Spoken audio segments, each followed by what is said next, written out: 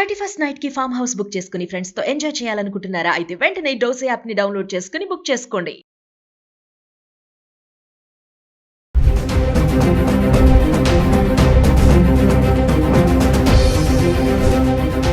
నమస్తే, welcome back to Suman TV. Present మనతో పాటు ఉన్నారు ఎనలిస్ట్ మందరి కృష్ణారెడ్డి గారు. నమస్తే సార్. నమస్తే అమ్మా. సార్, బంగారం ఫ్లక్చుయేషన్స్ గురించి మాట్లాడుకుంటున్నాము. మళ్ళీ 1,30,000 మార్క్ దాటేసింది, 1,36,000కి వెళ్ళిపోయింది. మరి వెండి చూసుకుంటే 2 లక్షలు దాటి అది ఎక్కడికో వెళ్ళిపోతూనే ఉంది. మరి నెక్స్ట్ సంక్రాంతి వస్తుంది సార్, మరి అప్పటికి ఏమైనా తగ్గే ఛాన్సెస్ ఉన్నాయా? ఇంకా ఇలానే పరుగులు పెడుతుందా? అంటే బంగారాన్ని మనం ఖచ్చితంగా నిర్దిష్టంగా సంక్రాంతికి ఎట్లా ఉంటుంది, ఫిబ్రవరిలో ఎంత ఉంటుంది, మార్చి ఎంత ఉంటుందని చెప్పడం చాలా కష్టం. ఇప్పుడున్న ట్రెండ్ని బట్టి మాత్రం ఈ 15 రోజులు ఇంకా నెల రోజుల వరకు మాత్రం ఫ్లక్చుయేషన్స్ ఉంటాయి. కొంచెం తగ్గడం కానీ పెరగడం కానీ జరుగుతుంది తప్ప భయంకరంగా పెరిగిపోయి భయంకరంగా తగ్గే పరిస్థితులు మాత్రం ఉండవు. ఇక్కడ అలాంటి పరిస్థితులు సమాజంలో ఎక్కడ కనబడలేదు, ప్రపంచంలో కనబడాలి.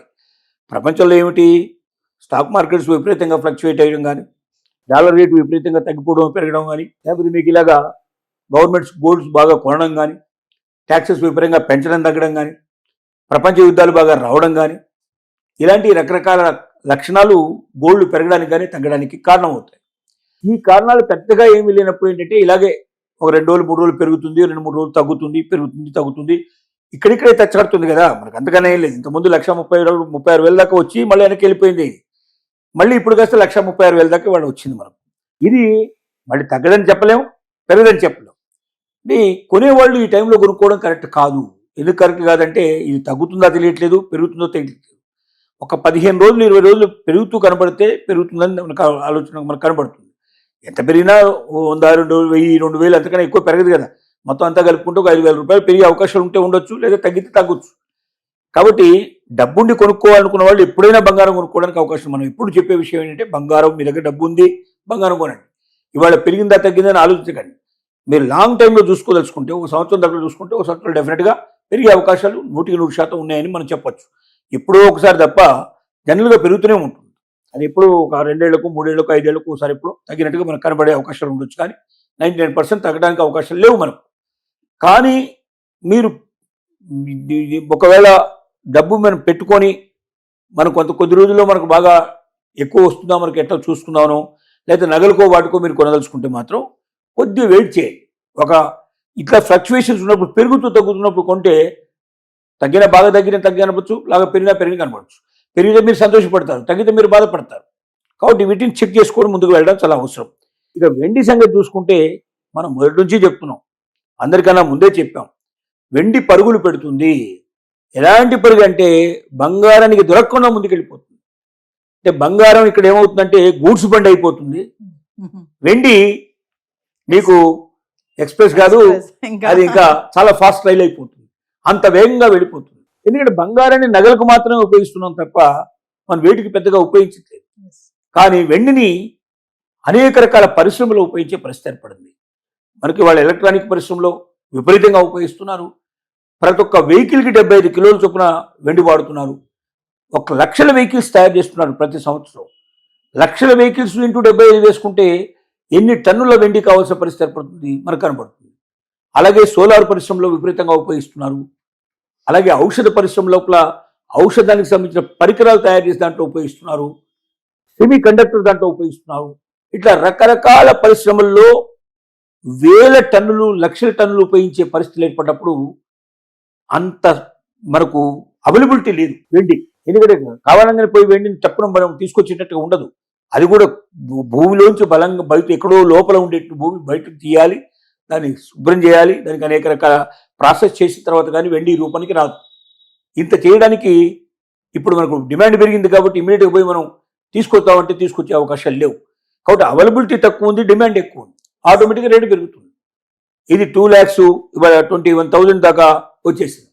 ఇంకా భవిష్యత్తులో అది 3 lakhs పోయినా, 4 lakhs పోయినా, 5 lakhs పోయినా ఆశ్చర్యపడాల్సిన అవసరం లేదు. అంత స్పీడ్గా పెరిగే అవకాశం ఉంది. కాబట్టి మనం సలహా ఇస్తున్నాం, మధ్య తరగతి వాళ్ళు ఎవరుతున్నారో మీరు బంగారం కొని ఆలోచన మానుకోండి, వెండి కొనండి.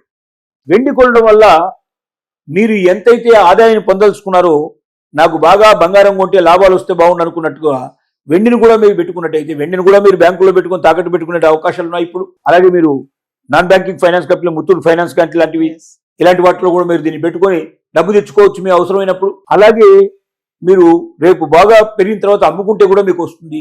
కాకపోతే ఆభరణాల రూపంలో వెండిని పెట్టుకోకండి, మీరు చాలా నష్టపోతారు. మీరు స్వచ్ఛమైన వెండి రూపంలో పెట్టుకోండి. కడ్డీ రూపంలో కానీ, బిస్కెట్ల రూపంలో కానీ, కాయిన్స్ రూపంలో కానీ పెట్టుకుంటే మీకు డబ్బు విపరీతంగా పెరిగిపోతుంది. బహుశా ఏ మ్యూచువల్ ఫండ్లో పెట్టినా రానంత డబ్బు, ఏ స్టాక్ మార్కెట్లో పెట్టినా రానంత డబ్బు ఖచ్చితంగా మీకు వెండిలో వస్తుంది. ఇంకా భవిష్యత్తులో బాగా పెరిగేది కానీ తగ్గదు. కాబట్టి వెండి మీద పెట్టుబడి పెట్టుకోండి, మీ జీవితాల లోపల ఆనందాన్ని తెచ్చుకోండి. మీరు బంగారం కొనదలుచుకున్న వాళ్ళకు కూడా సలహా ఏమిటంటే, మీరు ఒకవేళ దాచిపెట్టి బంగారాన్ని ఆభరణాల రూపంలో కాకుండా స్వచ్ఛమైన బంగారం రూపంలో పెట్టుకుంటా, నేను బాగా పెరిగినప్పుడు నేను అమ్ముకుంటానంటే బంగారం బదులు వెండి కొనండి. తక్కువ రేట్లో వస్తుంది, ఎక్కువ వెండి వస్తుంది, ఎక్కువ డబ్బులు వస్తాయి. మరి బంగారానికి అంటే హాల్ మార్క్ అంటారు కదా సార్, మరి వెండికి కూడా హాల్ మార్క్? మరి వెండికి కూడా హాల్ మార్క్ డిమాండ్ జరుగుతోంది, వెండి హాల్ మార్క్ కూడా రాబోతుంది. కానీ వెండి స్వచ్ఛత కనుక్కోవడానికి రకాల మార్గాలు ఉన్నాయి. స్వచ్ఛతకు సంబంధించినటువంటిది దాని పరికరాలు దానికి ఉన్నాయి. అది స్వచ్ఛత తెలుసుకోవాలి. ఎక్కడ పడితే అక్కడ పోయి చాలా మంది ఏం చేస్తుంటారంటే, తక్కువ రేట్లో ఇస్తాం మేము అని కొంతమంది చెప్తారు. అరే చాలా తక్కువ రేట్లో దొరుకుతుంది, మార్కెట్ రేట్ కన్నా నీకు 10,000 తగ్గుతుంది, 25,000 తగ్గుతుంది, ఇక్కడ కొనుక్కోమని చెప్తారు, లేదా నేను తెచ్చిస్తానంటారు. అలాంటివి మాత్రం మీరు ఎప్పుడు వెళ్ళకండి. మీరు BISని కాంటాక్ట్ చేయండి, బ్యూరో ఆఫ్ ఇండియన్ స్టాండర్డ్ అంటారు. మీరు ISI మార్క్ ఏదైతే ఇస్తుందో బ్యూరో ఆఫ్ ఇండియన్ స్టాండర్డ్, ఆన్లైన్లో కొడితే BIS దొరుకుతుంది. హాల్ మార్క్ సంబంధించిన కొట్టినా మీకు దొరుకుతుంది ఆన్లైన్లో. వెండి ఏ రకంగా మేము చెక్ చేసుకోవాలి, మేము దీని యొక్క నాణ్యత మేము ఎట్లా పరీక్ష చేసుకోవాలి, ఇది స్వచ్ఛమైందా కాదా ఎలా తెలుసుకోవాలని అడిగితే వాళ్ళు మీకు ఎక్కడెక్కడ దాని స్టేషన్స్ ఉన్నాయో మీకు ఇన్ఫర్మేషన్ ఇస్తారు. అక్కడికి వెళ్ళి మీకు దగ్గరలో ఉండేది ఏదో చూసుకొని మీరు వెళ్ళి దాని నాణ్యత పరీక్ష చేసుకొని అప్పుడు మీరు తీసుకుంటే మీరు ఎప్పటికీ నష్టపోరు. అందుకే పెద్ద మొత్తంలో కొనుక్కుంటే చిన్న కొద్ది ముక్క తీసుకొని మీరు వెళ్ళి టెస్ట్ చేయించుకొని అది కరెక్ట్ అయితే మీరు వాళ్ళ మీద నమ్మకంతో మీరు కొనుక్కోవడానికి అవకాశం ఉంటుంది. మీరు ఇలాంటివన్నీ మీరు పాటించాలి. అంతే తప్ప ఎవడో చెప్పాడని తక్కువ రేట్లో వస్తే ఎవడో తక్కువ ఇవ్వలేడు. మార్కెట్ కన్నా 10,000, 15,000, 20,000 ఎట్లా తక్కువ వెళ్తాడు అంటే ఏదో మోసం ఉంది దాంట్లో, ఏదో దొంగది ఉంది వ్యవహారం, ఒరిజినల్ కాదని. కాబట్టి ఎప్పుడు కొన్నా కూడా ఒరిజినల్గా ఉండేటువంటి కొనం తప్ప మీరు డూప్లికేట్ కొనుక్కోవడానికి మాత్రం మీరు ప్రయత్నించకండి. ఆభరణాల రూపంలో అసలు కొనే ప్రయత్నం చేయకండి. ఏది దాచుకోదలుచుకుంటే భవిష్యత్తులో దాచుకోవాలి, పెరగాలి, డబ్బు రావాలనుకున్న మాత్రం స్వచ్ఛమైన వెండి రూపంలో కానీ స్వచ్ఛమైన బంగారు రూపంలో కొనుక్కోవడం తప్ప మీకు మార్గం లేదు. ఇంత ఇలా పరుగు పెడుతుంది కదా సార్, వెండి 2,21,000 వచ్చేసింది, సడన్ గా పడిపోయే ఛాన్స్ లేవని అంటారా? 99.9999% లేదు, అవకాశం లేదు. ఎందుకంటే ఇప్పుడు వాహనాలకి దాని తప్ప ఇంకో ఆల్టర్నేటివ్ రావాలి. అంటే వెండి బదులుగా ఇంకొక ఆల్టర్నేటివ్ పుడితే తప్ప వాహనాలు మానే. మరి ఇప్పుడు దాకా అయితే ఆల్టర్నేటివ్ లేదు. ఆల్టర్నేటివ్ ఉంటే ఇంత కాస్ట్లీ కానీ దానికి ఎందుకు వెళ్తారు వాళ్ళు? ఐరన్ తోటో స్టీల్ తోటో తయారు చేస్తే దీంట్లో చాలా తక్కువ వరకు వస్తుంది కదా, దీంట్లో ఒక 10%, 5% వాళ్ళకి వచ్చేస్తుంది. అట్లాంటిది మరి ఇంత దాకా పోతున్నారంటే మరొక మార్గం లేకనే వెళ్తున్నారు. అంటే ఇది తొందరగా కరిగిపోదనో, లేకపోతే దీనికి మరి ఆ పట్టు చాలా ఉంటుందనో, లేక ఇది మంచి పర్ఫార్మెన్స్ ఇస్తుందనో, ఏదో ఒక రకమైన కారణాలు ఉండటం వల్లే వెళ్తున్నారు దానికి. కాబట్టి దీనికి ఆల్టర్నేటివ్ దొరకాలి. ఆల్టర్నేటివ్ దొరికినప్పుడు వాళ్ళు ఒకవేళ మాకు అక్కర్లేదు ఇది మేము చేయమన్నప్పుడు తనలో కొద్ది వాళ్ళు కొనని పరిస్థితి ఏర్పడ్డప్పుడు తగ్గడానికి పాసిబిలిటీస్ ఉండొచ్చు. కానీ దగ్గరలో మాత్రం అలాంటి అవకాశాలు ఏం కనబట్టలేదు. Thank you.